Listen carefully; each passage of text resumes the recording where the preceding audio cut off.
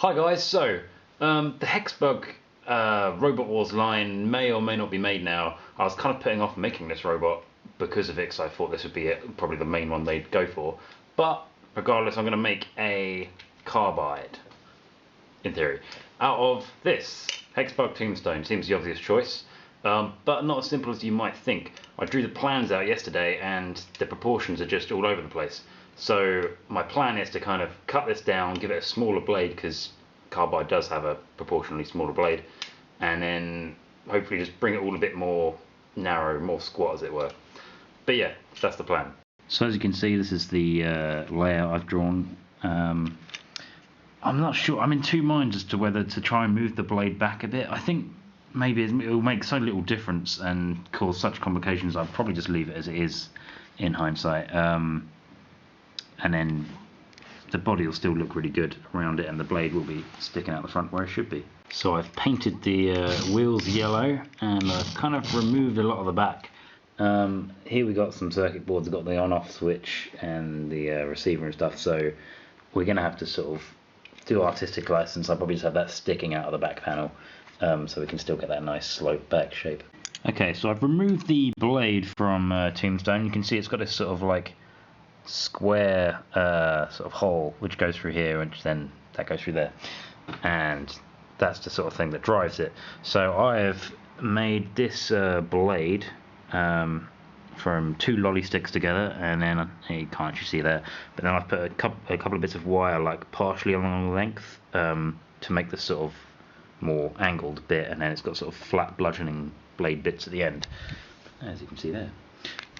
So then I've got this that will fit through the middle, and because the real one's got a kind of round bit here, but I couldn't really do that, so I've got these big chunky metal washers which I'm going to sort of place on top and underneath to give it more of a bar spinner look, and then yeah, hopefully get it all together. And I've also made a sort of net, rough net here, which I'm going to sort of work around once it's all attached. Okay, so the body panels are all kind of coming together. Really pleased with the way it's turning out.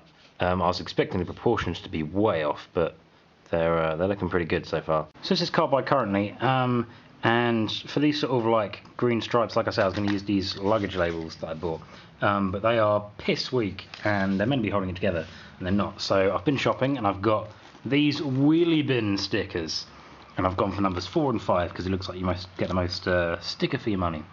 So let's give them a go, and if not, I've got even more backup with some tape, and you can see in there a paint pen and a green highlighter. I also got these Oreo bites because they're really yummy. So this will work somehow. Right, so a little bit of a gap again before the big reveal, but here it is. This is my Carbide. And I hope you don't mind, but I'm going to do some gratuitous close-ups because I'm really pleased with this one. So the blade, this was very important to me because I knew I didn't want to just repaint the Tombstone blade because I think it just seemed lazy. So I'm really pleased with how this turned out. The body shape I'm really pleased with in general.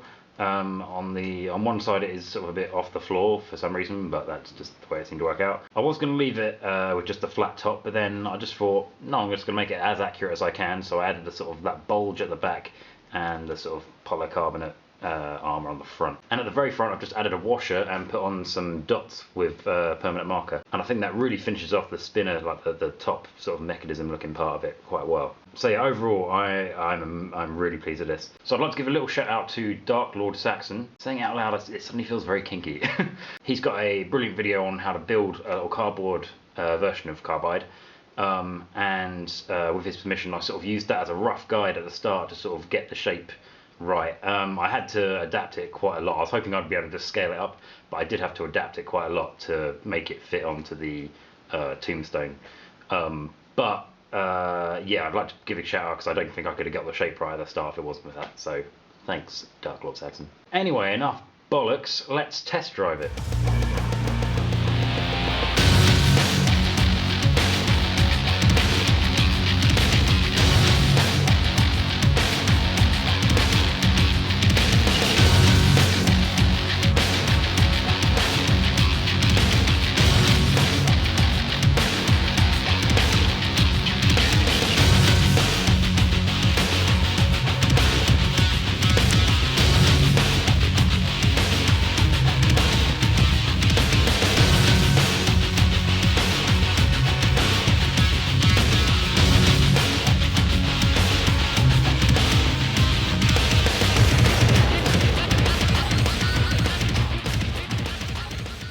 So overall, because I love that phrase, and I also love this next phrase, I'm super chuffed with this one. Yeah, this turned out so much better than I thought it would. I'm really glad that I didn't go with the decision of kind of making it a bit shorter, because although this one is technically a little bit out of proportion, it is a bit longer than the real Carbide, I think it would have just proved such a faff and it probably wouldn't have worked very well.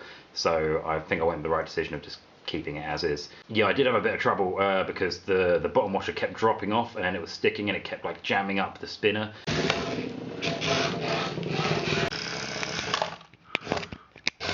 Especially doing the test drive, I had to sort of adjust it a few times, but it is working now, which is good. My only big problem is I'm going to find this one really hard to follow with anything else, because like I say, I'm really pleased with how it looks and how it works. So yeah, next video, just prepare to be just lessen your expectations a little bit, and we'll all be fine, I think. So as always, guys, thank you so much for watching. Really hope you've enjoyed it, and I'll see you in the next video.